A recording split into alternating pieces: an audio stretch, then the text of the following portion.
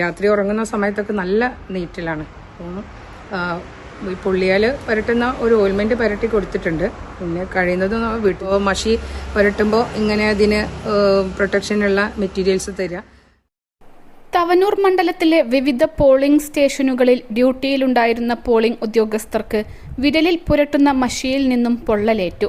പല ഉദ്യോഗസ്ഥരുടെയും വിരലിൽ മഷി തട്ടി സാരമായ മുറിവുകൾ സംഭവിച്ചിട്ടുണ്ട്. വിരലിന്റെ അഗ്രഭാഗത്ത് തൊലി പോയ അവസ്ഥയുമുണ്ട്.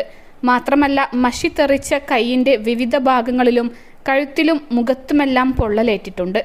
തവനൂർ മണ്ഡലത്തിലെ വിവിധ ഭാഗങ്ങളിൽ ഡ്യൂട്ടിയിലുണ്ടായിരുന്ന 50ഓളം ഉദ്യോഗസ്ഥർക്ക് പൊള്ളലേറ്റിട്ടുണ്ട്. മഷി നിരന്തരം ഉപയോഗിക്കേണ്ടി വന്ന ഉദ്യോഗസ്ഥർക്കാണ് പൊള്ളലേറ്റത്. പോളിംഗ് സമയത്ത് പോളിംഗ് മുടങ്ങുന്ന അവസ്ഥ വരാതിരിക്കാൻ ഇവർ ഇത് കാര്യമാക്കാതെ ഡ്യൂട്ടി ചെയ്യുകയായിരുന്നു. പിന്നീട് മണ്ഡലത്തിലെ പോളിംഗ് ഉദ്യോഗസ്ഥരുടെ വാട്സാപ്പ് ഗ്രൂപ്പിലാണ് ഉദ്യോഗസ്ഥർ തങ്ങൾക്കുണ്ടായ അനുഭവം പങ്കുവച്ചത്. അപ്പോഴാണ് 50ഓളം പേർക്ക് ഇത്തരത്തിൽ പൊള്ളൽ സംഭവിച്ചതായി അറിയുന്നത്. തങ്ങൾക്ക് ഗ്ലൗസോ അതുപോലുള്ള കാര്യമായ സുരക്ഷാ ഉപകരണങ്ങളോ നൽകിയില്ലെന്നും ഉദ്യോഗസ്ഥർ പറയുന്നു. ഇതിനെതിരെ നിയമ നടപടിക്കൊരുങ്ങുകയാണ് പൊള്ളലേറ്റ പോളിംഗ് ഉദ്യോഗസ്ഥർ. +2 ഡിഗ്രി കഴിഞ്ഞവർക്ക് world's first AR VR class റൂമിലൂടെ സ്മാർട്ട് ഫോൺ എഞ്ചിനീയർ ആവാം. കൂടുതൽ അറിയാൻ വിളിക്കൂ ബ്രിഡ്കോ ആൻഡ് ബ്രിഡ്കോ. എന്തായാലും ഈ ഒരു ഡ്യൂട്ടി വളരെ എല്ലായിടത്തും ഇന്നിപ്പോൾ എൻ്റെ ഈ ഒരു അവസ്ഥ കുട്ടികളത് വെറുതെ ഇങ്ങനെ മൊബൈലിലിട്ടിട്ടുണ്ടായിരുന്നു. അപ്പോൾ അത് കണ്ട് പലരും വിളിച്ചിരുന്നു. പിന്നെ ഇതെന്ന് വെച്ചാൽ ഇപ്പോൾ കൈ നന്നായിട്ട് പൊള്ളിയിട്ടുണ്ട്. ഞാനത് നമ്മൾ നന്നായിട്ട് പ്രസ് ചെയ്ത് ഒഴിവാക്കാൻ ശ്രമിക്കാത്തത് കൊണ്ട് ആ പൊള്ളി നിൽക്കുന്ന ഭാഗം ഇങ്ങനെ നിൽക്കുകയാണ്. അപ്പോൾ ഈ 3 വിരലുകൾക്ക് തൊട്ടാലൊന്നും നമുക്കറിയില്ല. അങ്ങനെ ഒരു കമ്പി കൊണ്ട് കുത്തി കഴിഞ്ഞാൽ പോലും അത് അറിയുന്നില്ല. അത്രയും മരവിച്ച ഒരവസ്ഥയാണ്. പിന്നെ രാത്രി ഉറങ്ങുന്ന സമയത്തൊക്കെ നല്ല നീറ്റിലാണ്. ഈ പൊള്ളിയാൽ പുരട്ടുന്ന ഒരു ഓയിൽമെന്റ് പുരട്ടി കൊടുത്തിട്ടുണ്ട്.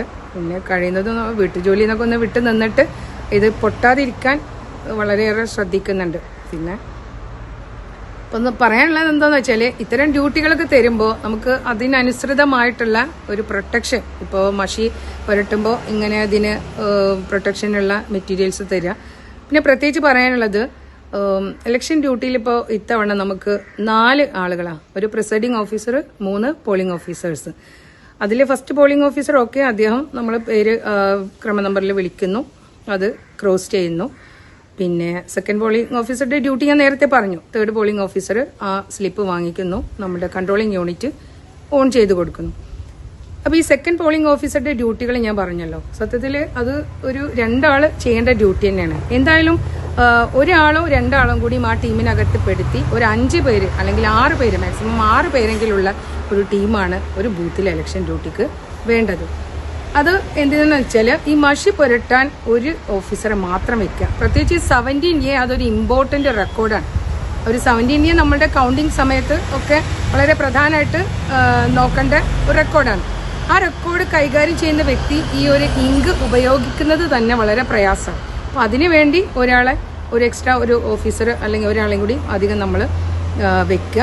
അങ്ങനെ ആ ഒരു ജോലി ഭാരം ഒന്ന് കുറയ്ക്കുക. അപ്പോൾ കുറച്ചുകൂടി നമുക്ക് ഒരു സുരക്ഷിതമായിട്ട് ഈ ഒരു ടീം വർക്ക് ഒന്നും കൂടി നമുക്ക് ഭംഗിയായിട്ട് ചെയ്യാൻ കഴിയും. എന്തായാലും ഇത്തവണത്തെ ഇലക്ഷൻ ഡ്യൂട്ടി കഴിഞ്ഞപ്പോൾ ഒരു വലിയ മാനസിക പ്രയാസം തന്നെയാണ് കിട്ടിയിട്ടുള്ളത്. വീട്ടിനകത്ത് വന്നപ്പോൾ മക്കളൊക്കെ ഭയങ്കര പ്രയാസത്തിലാണ്.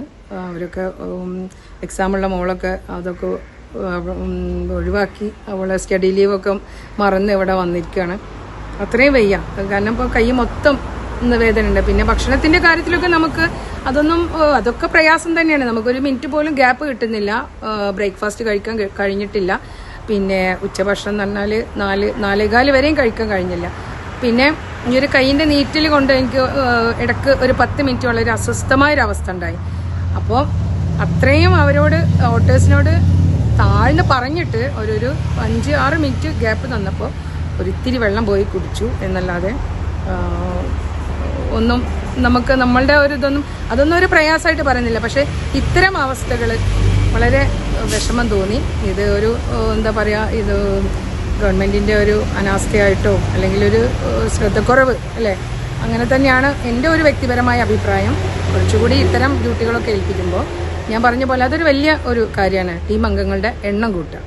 അത് ഈ ഒരു ഡ്യൂട്ടി ഒന്നും കൂടി ഷെയർ ചെയ്യുമ്പോൾ നമുക്കൊരു റിസ്ക് കുറയും. എന്തായാലും വളരെ പ്രയാസം തോന്നി.